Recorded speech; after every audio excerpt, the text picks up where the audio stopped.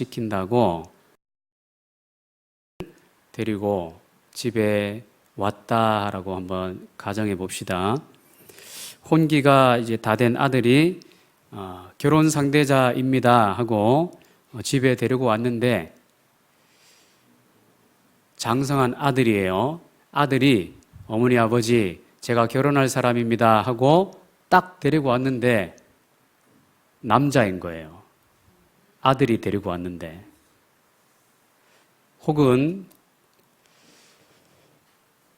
혼기가 다 된 이제 딸이 결혼할 사람입니다 라고 어머니 아버지 사윗감을 데리고 왔습니다 라고 인사를 딱 시켰는데 여자인 거예요. 딸이 여자를 데리고 와서 사윗감입니다. 아들이 남자를 데리고 와서 며느리감입니다. 우리 결혼시켜 주세요 라고 한다면, 이런 가정을 해서는 안 되겠지만 만약에 저와 여러분의 가정에 이런 일이 생기면 어떻게 될까요? 옛날 우리 어른들이 많이 하던 협박용 멘트를 날리지 않겠습니까? 다리 몽댕이라든지 머리털을 어떻게 한다, 뭐 이런 얘기를 하지 않겠어요? 근데 여러분, 이 가정하기조차 싫은 이 끔찍한 일이 지금 우리 주변에 심심찮게 일어나고 있습니다. 바른 믿음, 바른 신앙, 오늘 세 번째 시간은 그 소주제로 동성애에 대해서 살펴보려고 합니다. 동성애 이 주제는 단순한 게 아니라서 한 번 설교하고 말 부분이 아니기 때문에 여러 차례 이 부분을 좀 다각도로 들여다보려고 합니다. 지금 우리 어느 기획사, 우리나라의 예를 보면요, 어느 기획사인지 무슨 어떤 회사의 대표인지 김모모모 씨가 있어요. 맞죠? 김조모모라는 사람이 있어요. 이 사람이 어느 날 공개적으로 결혼을 합니다라고 청첩장을 돌리고 방송사에까지 아주 떠들썩하게 결혼식을 했는데, 이 김조광조 씨의 신부되는 분이 남자인 거예요. 동성끼리 결혼을 하는데 떠들썩하게 온 나라에 이슈가 되었었습니다. 그래서 결혼을 했습니다. 결혼을 하고 그들이 신혼 살림을 꾸리고, 그 다음에 결혼했으면 그 행정 보고하는 게 있잖아요. 동사무소에 혼인신고를 하지 않습니까? 혼인신고를 하러 갔는데 그 혼인신고를 담당하는 동사무소의 그 주무관이 남자끼리는 결혼이 되지 않는다, 여자끼리도 결혼이 되지 않는다, 동성끼리 결혼이 성립되지 않는다, 이 법적으로 안 돼 있다 해서 받아주질 않았어요. 혼인신고를 안 해줬는 거죠. 그러니까 이 부부가 행정소송을 걸었습니다. 우리를 사랑하게 해줘 이러면서 행정소송을 걸었는 거예요. 그러면서 지금 그게 대법원까지 올라가 있는 그런 상황인데, 그 하급 고등법원에서는 기각이 된 거죠.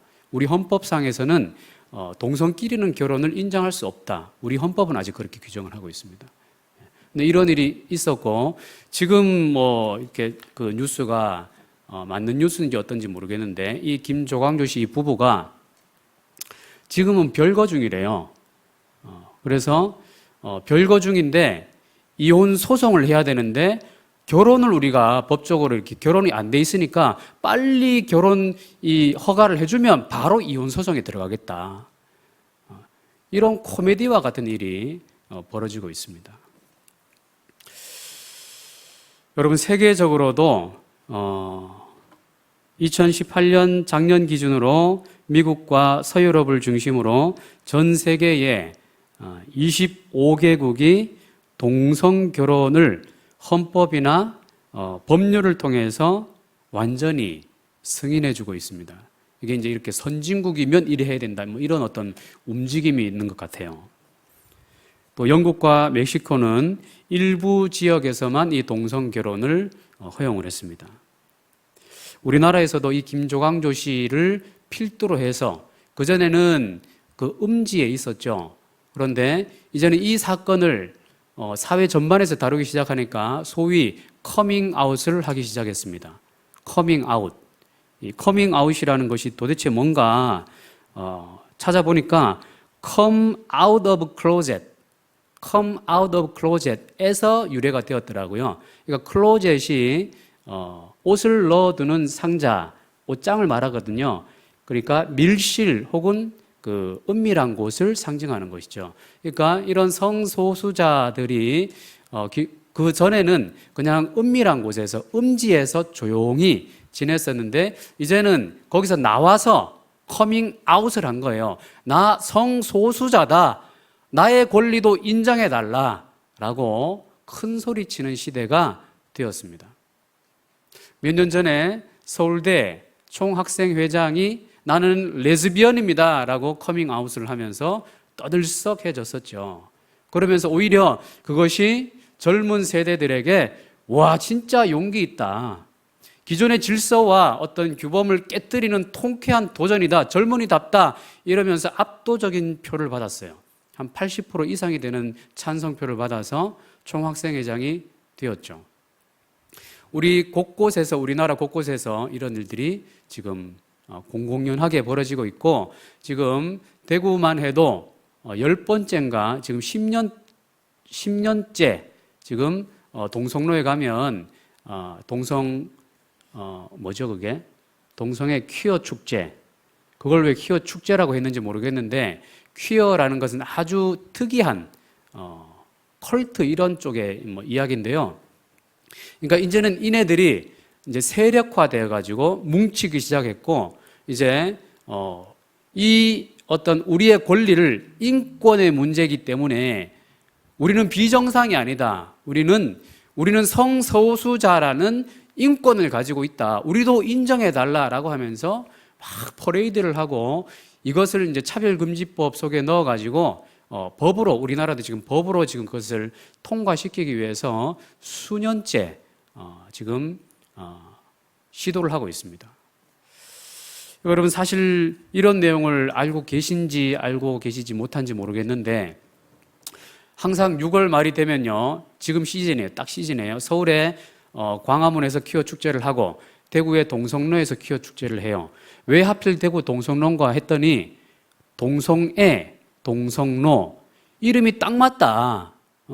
다른 지역보다 대구 동성로가 동성애 축제하기에 딱 맞다 해서 동성로를 딱 그 주최 측에서 지정을 했대요.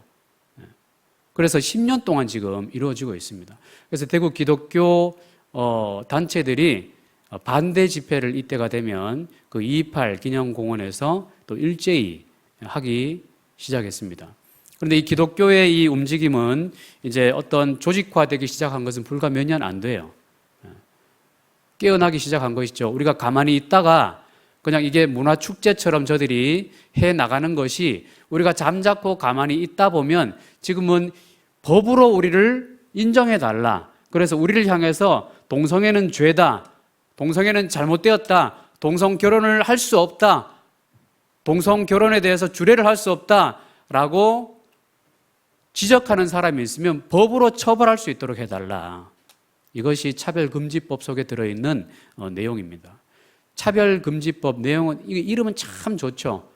각종 차별은 없어져야 마땅한 것이 맞습니다만은 자세히 들여다보면 아주 심각한 독소 조항이 있다라는 거예요. 그래서 기독교에서 이 부분을 가만히 있다가는 큰일 나겠다. 유럽처럼, 미국처럼 이 부분을 가만히 놔뒀다가는 이게 법이 통과되고 나면 교회에서 동성애는 죄입니다라고 하면 잡혀가는 거예요. 동성애 죄라고 어느 목사가 설교했습니다. 고발 들어오면요, 잡혀가는 거예요. 어느 미국에는 베이커리 운영하는 사장님이 동성 커플이 우리 결혼에 쓰기 위한 축하 케이크가 필요합니다. 좀 만들어 주세요. 라고 요청을 했는데 그 베이커리 사장님 부부가 크리스찬이었던 거예요. 그래서 우리 종교적인 신념 때문에 동성 결혼에 대한 케이크는 못 만들어 줍니다. 몰랐으면 모를까 안 이상은 못 만들어 줍니다. 라고 했는데 고발당했어요. 고발당해서 그 가게가 1년 매출의 절반에 해당하는 벌금을 선고받았습니다. 우리나라도 이 법이 통과되고 나면 이런 일이 벌어지게 될 거예요. 교회 목사님들 여러 차례 고소를 당하면 경찰서에 왔다 갔다 하게 되는, 조사받게 되는 이런 일들이 생겨난다라는 것이죠. 그러니까 여러분, 이게 지금 전 세계적인 움직임이고, 그러니까 음지에 있던 이 세력들이 동성애 세력이라 그러니까 좀 뭔가 좀 뉘앙스가 이상한데요. 이 배우의 세력에 대한 부분은 다음에 살펴보기로 하고, 오늘은 좀 성경적으로 이 동성애를 어떻게 바라봐야 하는가, 그 부분만 살피려고 합니다. 여러분, 한 가지 전제하고 넘어갈 것은요, 기독교가 지금 어떤 반대 집회를 할 때 이 퀴어 쪽에서 뭐라고 지금 하고 있냐면, 반대 집회를 하는 기독교 단체에서 동성애 혐오를 조장하고 있다, 동성애 혐오를 조장하고 있다, 이렇게 기독교를 공격을 해요. 그래서 기독교의 반대 집회를 주동하고 또 심하게 이렇게 다툼이 일어났던 몇몇 분에 대해서는 고발 조치가 지금 돼 있어서 경찰이 불러들이고 이런 일이 지금 진행 중에 있습니다. 원래도 저 동성로에서 저거 할 때 우리 작은 교회는 제가 지금 여러분이 워낙 많은 사역에 지쳐 있는 상황이기 때문에 거기까지 가서 반대 집회 합시다, 제가 지금까지는 말씀을 못 드리고 있어요. 그런데 대구의 많은 교회들이 그날 오후 예배를 드리지 않고 그 2.28 기념공원에 가서 반대 집회에 참석합니다. 기도를 하는 거죠. 현장에서 기도를 하고 또 그들을 향해서 복음을 간접적으로 전하기 위해서 반대 집회를 하는데, 한 가지 전제해야 될 것은요, 동성애에 대해서 혐오를 조장하는 것이 기독교의 그 입장이 아니에요. 기독교의 입장은 동성애를 혐오하는 것이 아니라 동성애 하는 그 사람, 그 소수자들에 대해서 혐오하는 것이 아니라 동성애는 죄다라는 것을 말하는 거예요. 혐오라는 단어는 그들이 갖고 나왔어요. 기독교에서는 그 단어를 쓰지 않았습니다. 그냥 동성애는 죄다, 성경이 말하는 죄다라는 거예요. 자, 그러면 성경이 어떻게 동성애에 대해서 죄로 규정하고 있는지를 먼저 살펴보겠습니다. 에밀 브루너라는 신학자가 이런 주장을 합니다. 결혼은 창조 세계를 보존하기 위해 하나님께서 정하신 규례다. 그러니까 결혼은 창조 세계를, 하나님께서 창조하신 세계를 보존하는 수단으로 하나님께서 제정하신 제도다라는 거예요. 사회학자들은 이 결혼을 어떻게 정의합니까?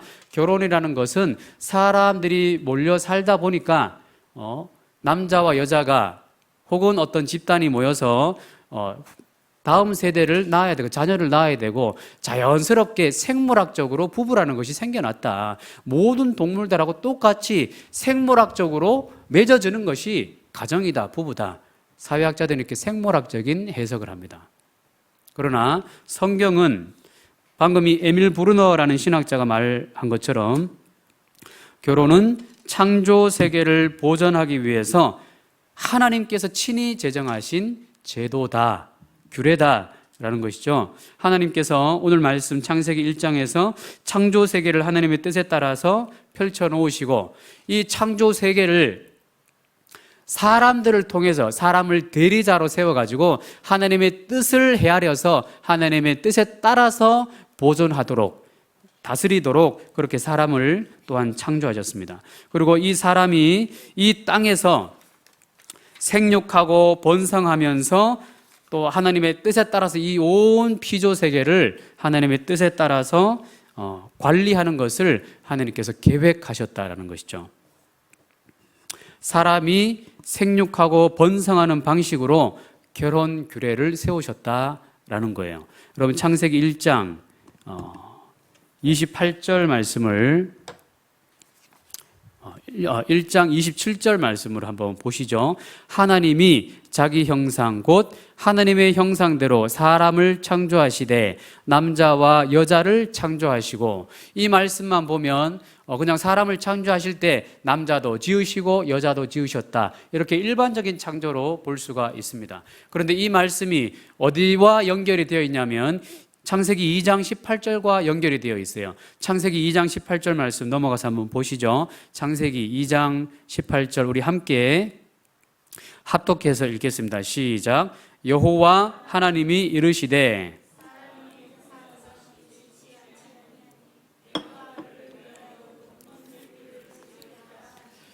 아멘. 2장 18절 말씀이 창세기 1장 27절 남자와 여자를 창조하셨다라는 말씀과 그대로 연결이 되어서 이제는 이 남자와 여자를 어떻게 서로 협력하게 하는가, 혼자 사는 것이 좋지 아니하니 내가 그를 위하여 돕는 배필을 지으리라, 이렇게 말씀하셨어요. 돕는 배필, 제가 과거에 한번 설교를 했던 적이 있는데요. 여러분, 배필이라는 것이 어떤 뜻이죠? 배필, 베스트 프렌드라는 것인가요? 배필. 여기서 배필이라는 것은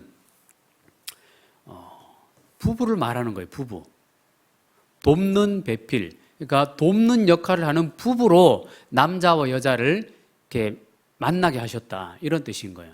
그러니까 부부로 남자와 여자를 창조하신 이 남자와 여자를 또한 부부로 맺어주셨다라는 뜻이죠. 그러니까 이 남자와 여자가 부부를 이루는 것이지 여자와 여자 혹은 남자와 남자가 부부를 이루는 것이 아니다라는 거예요. 성경은 분명히 하나님의 창조 질서 안에 부부는 남자와 여자, 한 남자와 한 여자를 딱 불러 모아서 한 몸을, 둘이 한 몸을 이룰지로다, 이렇게 부부를 제정하셨어요. 이게 하나님의 창조의 질서입니다. 아담과 하와 이 부부는요, 한 남자와 한 여자가 만나서 결혼을 하는 하나님의 창조 질서를 보여주는 결혼의 최초의 모형인 것이죠. 예수님께서도 마태복음 19장에서 이런 말씀을 하십니다. 제자들에게 창세기에 하나님께서 어떻게 이 사람을 창조하시고 가정을 세우셨는가를, 그 말씀을 그대로 가지고 와서 이런 말씀을 하십니다. 마태복음 19장 4절부터 6절까지 말씀을 제가 읽어드리겠습니다. 예수님께서 대답하여 이르시되, 사람을 지으신 이가 본래 그들을 남자와 여자로 지으시고 말씀하시기를, 그러므로 사람이 그 부모를 떠나서 아내와 합하여 그 둘이 한 몸이 될지니라 하신 것을 알지 못하겠느냐. 여러분, 지금 마태복음 19장의 배경은요, 예수님의 제자들이 그 당시에 남성 중심의 사회였기 때문에, 또 남성 중심의 이 사회이다 보니 여성은 굉장히 인권 자체가 없어요. 여성과 아이들은 그냥 가정의 재산 취급을 받았어요. 죄송합니다. 여성과 아이들은 그 시절에 그냥 재산에 불과했어요. 그러니까 이 재산이 마음에 안 들면 바꿔버리는 거예요. 그러니까 이혼을 밥 먹듯이 하는 거죠. 좀 이쁜 여자가 지나간다, 저 여자를 내 재산으로 만들어야 되겠다. 내 집에 있는 내 재산이 저 지나다니는 여자보다 못생겼으니 이 재산은 폐기하고 다른 여자를 데리고 와야 되겠다 하면서, 예수님, 이렇게 이혼하는 것을 어떻게 생각하십니까? 라는 질문을 그 사회의 배경 속에서 예수님한테 했던 거예요. 그러니까 예수님께서 이 말씀을 하시는 거죠. 창세기에 하나님께서 창조 질서 안에서 말씀하셨던 그 창세기 1장 27절 말씀, 그리고 2장 18절 말씀 그대로 가지고 오셔서, 사람을 지으신 이가 본래 그들을 남자와 여자로 지으시고 말씀하시기를, 그러므로 사람이 그 부모를 떠나 아내에게 합하여 그 둘이 한 몸이 될지니라 하신 것을 읽지 못했느냐. 6절에 그런즉 이제는 둘이 아니요 한 몸이니, 그러므로 하나님이 짝지어 주신 것을 사람이 자기 욕망 때문에, 자기 욕심 때문에 나누지 못할지니라, 이렇게 말씀하고 있다. 그러니까 결혼을 사람의 욕망에 따라서, 사람의 욕심에 따라서 눈에 보기에 좋은 대로 그렇게 취했다가 버리고 버렸다가 취하고 이렇게 마음대로 인간적인 차원에서 살 수 있는 것이 아니라 하나님께서 결혼의 제도를 만들었다. 너희가 그것을 듣지 못했느냐? 그러므로 함부로 사람 차원에서 이혼할 수 없다. 이 말씀을 예수님이 하시는 것이죠. 여러분, 지금 예수님 당시에 이 사람들은요, 아담 이후에 아담이 선악과를 따먹고 타락한 세대들이죠. 아담 이후에 타락한 사람들이니까 죄 때문에 타락한 사람들이에요. 그러니까 이 죄 때문에 타락한 사람들이 하나님이 제정하신 이 결혼에 대해서, 이 결혼의 신성함, 하나님의 이 존엄한 결혼 제도에 대한 그 의미를 타락한 죄성으로 깨뜨려버리고 결혼은 그냥 우리 원하는 대로 하는 거지 뭐. 우리 입맛에 맞는 대로 하는 거지 뭐. 마음에 안 들면 이혼하는 거지 뭐. 이렇게 마음대로 해석하면서 예수님은 이 결혼에 대해서, 이 이혼에 대해서 어떻게 생각하십니까? 라고 하니까 예수님께서 타락한 사람들에게 지금 하시는 말씀이에요. 타락했다 할지라도, 너희들이 타락한 죄인들이라 할지라도 그 죄성으로 합리화하면서 내가 죄인이니까, 이미 내가 죄인이니까 거룩한 결혼 제도를 지킬 필요가 뭐 있습니까? 라고 묻는 거잖아. 안 돼! 라고 하시는 거예요. 너희가 타락했다 할지라도 하나님께서 세우신 거룩한 결혼 제도를 지켜야 된다. 라고 말씀하시는 거예요. 그러므로 이 말씀의 포인트는 뭡니까? 내가 성소수자입니다. 내 어떤 성향이 나는 남자인데 남자에게 끌리고, 나는 여자인데 여자에게 끌리고, 그러므로 내 성향에 따라서 결혼을 내가 선택하겠습니다. 이게 뭐예요? 하나님이 남자와 여자를 한 몸으로 만들고 세우신 창조의 질서를 정면으로 도전하는 죄가 되는 거예요. 나중에 나는 성향이 이렇습니다, 내 취향이 이렇습니다 라는 부분은 나중에 별도로 한번 다룰게요. 오늘은 성경의 기준만 좀 다루기로 합니다. 그러니까 아무리 지금 문화가 김조광조니 뭐니 하면서 나와가지고 우리를 그냥 사랑하게 해주세요, 우리도 사랑할 권리가 있습니다, 우리도 인권이란 게 있습니다, 우리는 이제 더 이상 음지에서 죄인처럼 그렇게 있지 않겠습니다, 우리를 인정해 주세요, 인정하지 않으면 법적으로 소송 걸겠습니다. 지금 이런 시대잖아요. 지금 이런 시대예요. 또 차별금지법을 통과시키기 위한 일이 생겨나겠죠. 이 부분 따로 한번 다루겠습니다. 이 부분은 정말 중요한 영적 전쟁이기 때문에, 이거 사실 엄청난 영적 전쟁이거든요. 이거를 좀 깊이 들여다볼 필요가 있기 때문에 이건 따로 다룰게요. 이거 엄청난 문제가 도사리고 있습니다. 오늘은 성경의 부분만 보는 거니까. 이렇게 문화가 이러니 이제 우리나라도 선진국에 이만큼 들어갔으니, 선진국 보세요. 유럽, 미국, 어느 선진국이 지금 동성애를 무시합니까? 이거는 마치 왼손잡이를 차별하는 것과 같은 미개한 나라입니다. 대한민국이 지금 세계 10위권의 선진국으로 들어왔는데, 대한민국에서 아직까지도 동성결혼에 대해서, 동성애에 대해서 혐오한다면 우리나라는 후진국입니다. 이런 문화가 지금 일어나고 있어요. 그래서 얼마 전에는 한국의 대표적인 어느 교회에서 어느 부목사님이 이제 대세는 기울어졌습니다. 동성애에 대해서 이제는 반대할 수 없을 만큼 대세가 이미 기울었으니 이 동성애를 반대하면 꼰대 취급을 당합니다 라고 하는 설교를 했다가 온 지금 기독교계에 호된 질타를 받고 있죠. 대표적인 우리나라 교회입니다. 이찬수 목사님이 심호하시는 그 어느 교회죠? 분당 어느 교회요? 분당 너네교회, 분당 우리교회라고 있어요. 우리 교회라고 칭하고 싶지 않을 만큼 그 설교를 했는데도 담임 목사님이 거기에 대해서 옹호하는 듯한 발언을 하고, 이게 교회가 지금 어찌 될 판인지. 그러니까 영적 지도자들조차 지금 사회 문화가, 우리나라는 이미 문화 선진국이기 때문에 이 동성애를 혐오한다라는 것은 마치 어떤 장애가 있거나 어떤 소수 어떤 집단을 차별하는 이건 무지막지한 야만적인 행위다. 이런 사상을 그대로 교회에서 받아들이고 있는 거예요. 큰일 날 일이죠. 큰일 날 일이죠 라고 하니까 여러분이 저를 어떻게 보실지 모르겠어요. 야, 남 목사 저렇게 안 봤는데 굉장히 꽉 막혀 있네. 제가 말씀드렸죠. 저 굉장히 꽉 막힌 사람입니다. 저는 굉장히 고지식한 사람이에요. 어떤 부분에 대해서는 타협할 줄을 몰라요, 제가. 대구 노회 와서도요, 여러 이 목회자 세계 속에서 아주 여러 가지 일들이 있었어요. 그런데 타협할 수 없는 부분을 가지고 이렇게 자꾸 줄을 세우려고 하더라고요. 저는 그런 거 정말 싫어하거든요. 제가 제 자신이 이상할 정도로 저는 그런 부분이 타협이 안 돼요. 질서가 어그러지거나 정의가 왜곡당하는 것을 보면 그렇다고 해서 제가 100% 정의롭다 이런 말씀을 드리는 건 아니에요. 그냥 몸부림을 칠 뿐이죠. 저도 부족합니다. 저도 신호위반 많이 하고 얼마 전에 중앙선 침범도 하고 그랬다가 그랬죠.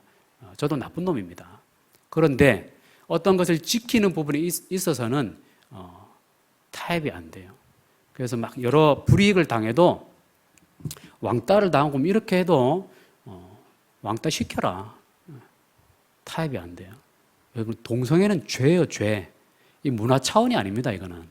동성애는 죄입니다. 성경이 규정한 하나님의 창조 질서를 깨뜨리는 하나님을 도전하는 죄. 그 이상도 그 이하도 아니에요. 내가 성적 소수자, 내 성향이 이렇고 어떻고 그건 나중 문제. 그건 어떤 내가 왼손잡이입니다. 내가 선천적으로 왼손잡이인 것을 왜 차별합니까? 과거에 우리나라에서 왼손잡이를 조금 차별했던 적이 있죠. 왼손으로 밥 먹으면 어떻게 해요? 손을 딱 때리면서. 어른들이 좀 그랬다 그랬잖아요. 그러니까 왼손잡이들이 좀 이렇게 주눅이 들고 그랬던 적이 있는데 어느 국회의원이 제가 그 토론하는 프로그램을 들어보니까 어느 야당의 국회의원이 퀴어 축제에 참석하면서 이곳에 어린 아이들도 가족 단위로 좀 와서 봤으면 좋겠다. 죄송합니다. 이따위 발언을 하더라고요. 그곳에 어떤 일이 벌어지는지 알면서도 무책임하게 그따위 소리를. 여러분, 그곳에 가면 어떤 일이 벌어지는지 아십니까? 남자들이 끈 팬티 입고 위에 브라 차고 여성의 성기를 그대로 만들어낸 과자를 만들어내고 남성 성기를 그대로 만드는 과자를 만들어내고 거기서 온갖 음란한 이상한 짓거리를 해요. 거기에 가족 단위로 아이들까지 데리고 왔으면 좋겠다라는 말을 국회의원이 어떻게 무책임하게 할 수 있느냐. 제가 그 국회의원 전화번호를 지금 추적하고 있습니다. 항의 전화를 좀 하려고. 말도 안 되는 소리예요. 왜곡을 해도 너무나 많이 왜곡하고 있어요. 왼손잡이를 어떻게 차별할 수 있습니까? 이런 논리를 가지고 있는데 그 국회의원은 그런 논리를 가지고 나왔던데 동성애는 그런 논리로 바라볼 것이 아니에요. 그 말을 하고 싶지만 그거는 다음 시간에 좀 다루기로 하고 동성애는 또한 결혼이라는 제도를 세우신 하나님의 창조 질서를 깨뜨릴 뿐만 아니라 말라기 선지자는 이런 말씀을 또 하고 있습니다. 말라기 2장 15절 말씀에 보시면요. 이는 경건한 자손을 얻게 하심이라. 말라기 2장 15절 하반절에 보면 결혼에 대한 이야기를, 가정에 대한 이야기를 쭉 하면서 이는 경건한 자손을 얻고자 하심이라. 그러므로 내 심령을 삼가 지켜 어려서 맞이한 아내에게 거짓을 행하지 말지니라. 이런 말씀을 하고 있어요. 여러분, 결혼의 중요한 목적 중에 하나가 뭐라는 말이에요? 경건한 자손을 얻는 것, 생육하고 번성하고 땅에 충만하라라는 창세기 1장 28절의 문화명령이라고 하죠. 하나님께서 사람을 하나님의 대리자로 세우고 생육하고 번성하고 땅에 충만하라. 그러면서 계속해서 하나님의 창조 세계를 하나님의 뜻대로 가꾸어라. 이런 말씀을 하셨어요. 그리고 생육하고 번성하는 것이 자녀를 낳는 거거든요. 그 어떤 출발점으로 가정을 만드신 거예요. 남자와 여자가 출산을 할 수 있는 가정, 그리고 이 출산을 이 말라기 선지자는 경건한 자손을 낳는 출발점이 바로 가정이다라는 것이죠. 여러분, 그냥 일반적으로 아들 낳고 딸 낳고 잘 낳고 해서 풍요로운 가정을 만들어라, 이런 차원이 아니라 어떤 자녀를 낳으라고요? 경건한 자손. 여러분, 여기서 말씀하고 있는 경건한 자손은 어떤 자손을 경건한 자손이라고 할까요? 일반적으로 세상과 똑같이, 세상 가치관과 똑같이 사는 것을 경건하다고 하지 않아요. 경건은 구별된 것을 말합니다. 거룩을 말하는 거예요. 하나님의 뜻에 맞게 구별된 사람으로 그 자녀를 키우라는 거예요. 세상의 인본주의 시대처럼 우리 마음대로 해도 된다, 지나가는 여자 눈에 보기 좋으냐, 그 사람과 결혼해라, 그 사람이 임자가 있는데 괜찮다, 네가 힘이 세면, 네가 돈이 많으면 가져올 수 있다, 세상의 원리잖아요. 그런데 기독교의 원리는 안 된다. 아무리 눈에 보기 좋아도 하나님이 허락하신 한 사람과만, 한 남자와 한 여자, 성경은 일부 다처제, 한 남자 한 여자가 만나서 검은 머리 팥불이 될 때까지 하나님의 사명 감당하고, 예배의 사명, 그리고 자녀들을 하나님을 우선적으로 예배하는 경건한 자녀로 키워라. 그게 가정이라는 말라기 선지자의 주장이죠. 그런데 동성애는요, 동성 간의 사랑, 이것은 남자와 여자가 경건한 자녀를 낳아야 되는데 동성끼리 어떻게 자녀를 낳아요? 그렇잖아요. 동성끼리 자녀를 낳을 수 있나요? 성전환 수술을 해도 그건 아직 불가능하잖아요. 그게 가능하다 해도 아무리 상상해도 그 무슨 회개망측한 짓인지. 가능하다 해도 그런 거잖아요. 남자 하나가 여자의 몸을 안에 넣어가지고 인공수정을 해서 낳을 수 있다, 지금 이런 얘기를 하거든요. 그러면 죄송합니다, 안 할게요. 제가 몇 주 동안 이렇게 폭발을 해가지고 자중해야 되죠. 자중할게요. 얼마나 욕심쟁입니까, 그들이. 그렇게 애를 낳았다 쳐봅시다. 그 애는 뭐예요? 그 애가 너희 아빠, 너희 엄마 누구냐? 우리 엄마가 사실은 남자인데 성전환 수술을 해서 나를 인공수정으로 낳았대. 나는 참 사랑받을 만한 사람이야 라고 생각할까요? 혹은 여자와 여자가 부부가 되어서 입양하면 되지 않습니까? 입양해서 누구보다 그 버려진 아이들을 더 잘 키울 수 있습니다 라고 하는 거예요. 이렇게 주장하는 거죠. 남자가 결혼을 해서 여자들은 우리는 당연히 정자만 가지고 오면 아이 낳을 수 있어요. 굳이 이렇게 입양하지 않더라도 여자 커플들은 뭐 그렇게 주장하는 것이고, 남자 커플들은 여자 몸을 안에 넣어가지고 뭐 이렇게 인공수정해서 낳을 수 있다, 아무 문제 없다, 이렇게 얘기하는 거예요. 그러면 그 다음 자녀들은, 그들이 그렇게 주장하는 자녀들의 인권은 뭐가 되는 거예요? 자녀들이 그들의 소유물입니까? 테디베어 인형입니까? 욕을 한 바가지를 해주고 싶어요, 사실은. 이 욕심쟁이들아.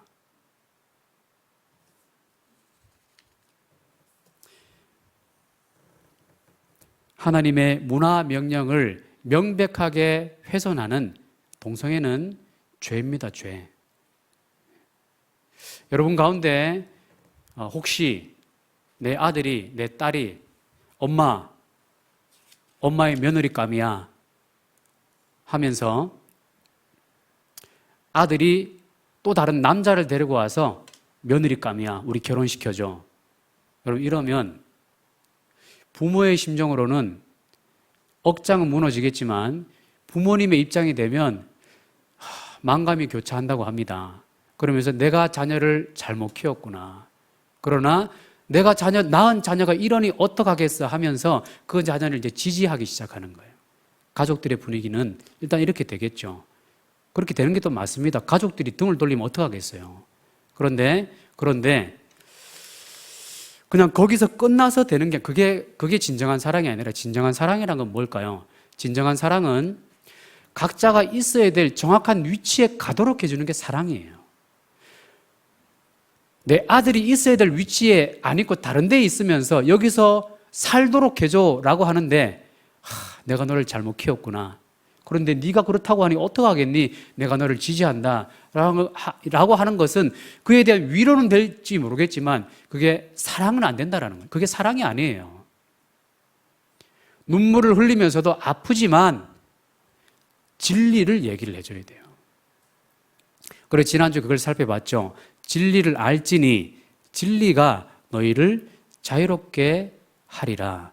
진리 외에는 우리는 자유함을 맛볼 수가 없어요. 여러분 그런 예를 드렸죠. 왜 술을 못 마시게 합니까? 왜 이 게임을 못하게 합니까? 유익이 있는데 왜 이 마약을 못하게 합니까? 얼마나 이 좋은데. 그들이 주장은 그거죠. 그런데 아무리 좋은 것도 죄송합니다. 아무리 좋은 것도 그게 분명한 현저한 죄라는 게 분명히 죄라는 것은 그 사람을 현저히 망가뜨리는 걸 우리가 보고 있잖아요. 술이 계속 들어가면 어떻게 돼요? 술술 잘 들어가다가 사람이 술을 마시는 단계를 넘어가서 술이 술을 마시고 나다면 술이 사람을 마셔버리잖아요. 그러면 인사불성이 되어버리잖아요. 그 상태에서 내가 아무 생각 없이 아이를 성폭행했다. 내가 술 취해 있었다. 내가 인지가 없었다. 봐달라. 이걸 또 봐주는 이 대한민국의 이 재판부. 미치겠어요, 나를 저는 막 그걸 보면. 이거 어떻게 이런 일이 있을 수 있는 거예요? 죄인 줄 뻔히 알면서. 그러니까 술을 마시면 자유로워지는 게 아니라 술로부터 벗어나야 자유로워지는 거지, 진정한 자유는. 내가 남자인데 이 남자와 굳이 결혼을 해야 참 자유, 참 행복을 맛보겠다. 김조광주 씨는 그럼 왜 이혼을 했을까요? 왜 별거 중일까요? 그렇게 그들이 원하던 결혼을 온 나라가 떠들썩하게 해놓고는 지금 왜 지지고 볶고 싸우면서 별거 중일까요? 성경의 진리대로 동성애는 죄입니다 라고 알려주는 게 죄송하지만 그게 사랑이에요. 그래서 그 동성애로부터 돌이켜야 한다. 어떤 치료를 받는 한이 있더라도, 상담을 받는 한이 있더라도 돌이켜야 한다. 그게 사랑이에요. 물론 전 단계에서는 위로가 필요하겠죠. 수긍하고 동의해주고 안아주고 이런 위로의 단계는 필요해요. 근데 그것에서 끝나면 그게 참 자유를 주느냐, 참 행복을 주느냐 아니라는 거예요. 원래 남자라면 남자의 정체성을 회복시켜 주는 것, 원래 여자라면 여자의 정체성을 회복시켜 주셔서 하나님의 창조 질서 안에서 남자와 여자가 만나서 결혼을 하도록 만들어 주는 것이, 그리고 경건한 자녀를 낳아서 하나님의 이 삼위일체의 신비를 부부가 서로 하나가 되고, 또 이 자녀와 하나가 되는 이 놀라운 신비 안에서 삼위일체 하나님의 존재 방식을 그 안에서 바라보도록 하는 이 결혼의 신비를 맛보게 해주는 것, 그 안에서 참 사랑을 맛보게 되고 참 행복을 맛보게 되어 있는 이것을 알려주는 것이, 그것이 사랑이라는 것이죠. 사랑은요, 그대로 다 받아주는 것이 사랑이 아니에요. 죄송하지만 사랑이라는 것은 아무리 시대가 변했다고 문화가 변했다고 해서 오냐 그렇군 해줄 수 있는 것이 좋겠지만, 미안하지만 사랑이라는 것은 아프고 기분이 나빠도 아니야, 그건 잘못되었어. 너의 원래 정체성은 이거야. 하나님 너를 남자로 지었어. 하나님은 여자를 지었어. 너를 여자로 만들었어. 하나님은 아름다운 가정을 통해서 경건한 자녀를 갖기를 원해. 듣기 싫어해도, 기분 나빠해도 진리를 알려주는 것이 사랑이라는 거예요.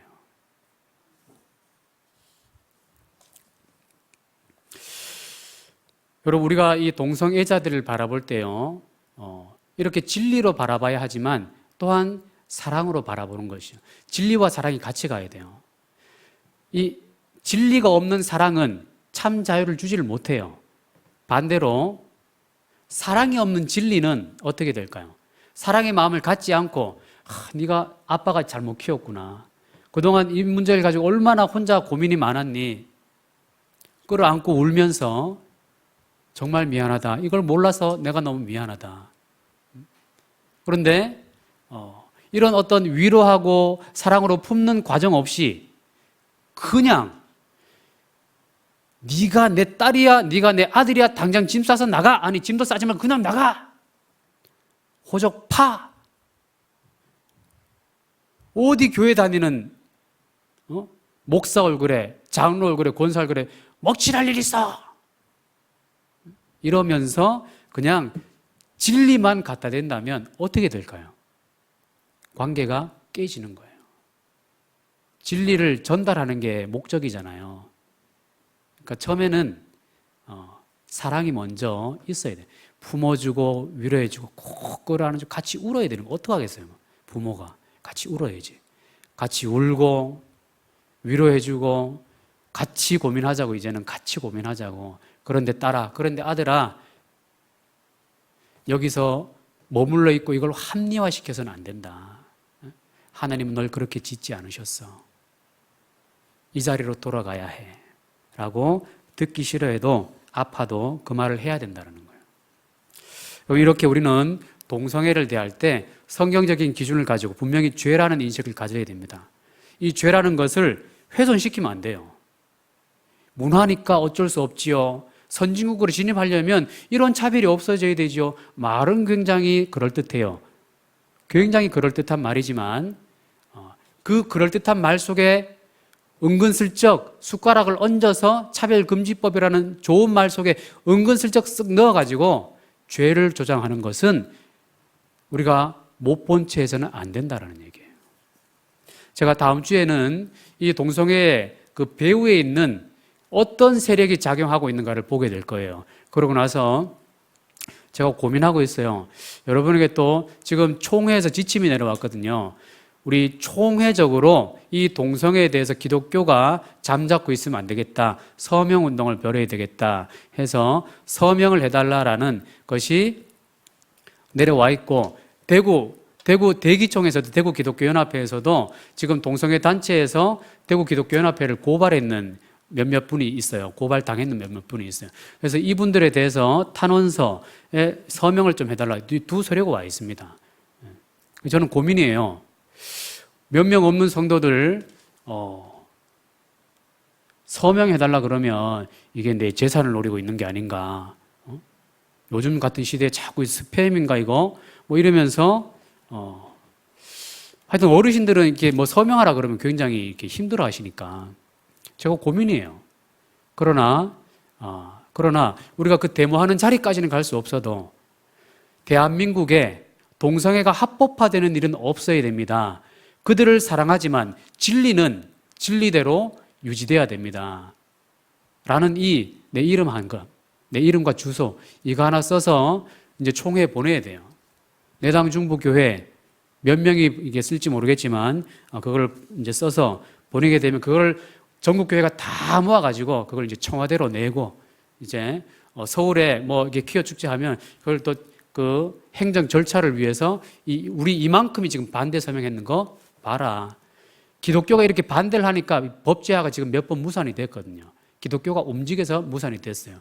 여러분 이 차별금지법이 통과되면 여러분 내 자녀들이요 나중에는 어떻게 되냐면 동성애를 넘어서 내 취향은 아이들입니다. 유아성 소수자입니다. 나는 이렇게 나오면 내 인권입니다. 그게 이제 이렇게 될 거라고요. 온갖 타락한 죄악들이 법을 딱 열어놓고 나면 그냥 밀물처럼 그냥 밀려들어오네. 손을 쓸 수가 없어요. 그때는. 그러니까 기독교가 잠잡고 있으면 당하게 되기 때문에 우리가 이 부분에 대해서 진리를 우리가 먼저 제대로 알고 그 다음에 어떻게 대응해야 되는지도 알아야 된다는 거죠. 여러분 동성애에 대해서 우리는 동성애자들을 혐오합니다 이런 발언은 기독교에서 하지 않습니다. 동성애자들 사람이죠. 동성애자들을 우리는 사랑합니다. 그들을 예수님의 이름으로 품어야죠. 그러나 그들이 하고 있는 동성애 죄는 죄입니다. 그 행위는 죄입니다. 그 행위는 합리화될 수 없습니다. 얘기를 해야 되는 거예요. 욕을 먹어도 꽉 막혔다 들어도, 꼰대라고 들어도 얘기할 거는 얘기해야 되는 거예요. 여러분, 이런 성경적인 확실한 진리를 붙드시고 이제 이 동성애에 대한 묵상을 여러 차례 여러 각도에서 이렇게 하게 될 텐데, 사실은 이거 굉장히 영적 도전을 해 나가야 되는 부분이라서 여러분 기도하시면서 좀 동참해 주시고, 특히 기도할 것은요, 누가 장담할 수 있겠어요? 우리 자녀들이 어느 날 갑자기 상상할 수 없는 동성을 데리고 와서 우리 결혼시켜 주세요. 이런 일이 생기지 말란 법이 어디 있습니까? 서울대 그 총회장 여학생처럼 그런 자녀들이 생기지 말란 법이 어디 있겠어요? 우리 깨어서 기도해야 합니다. 여러분이 하나님의 진리로 우리의 자녀들이 경건한 자녀가 되어서 경건한 믿음의 가정, 한 남자와 한 여자가 만나서 아름다운 믿음의 명문가를 만들게 해달라고 여러분 함께 기도하시고, 여러분의 가정이 이런 아름다운 하나님의 복된 가정이 다 되시기를 예수님의 이름으로 축복합니다. 아멘. 이 시간에 우리 이런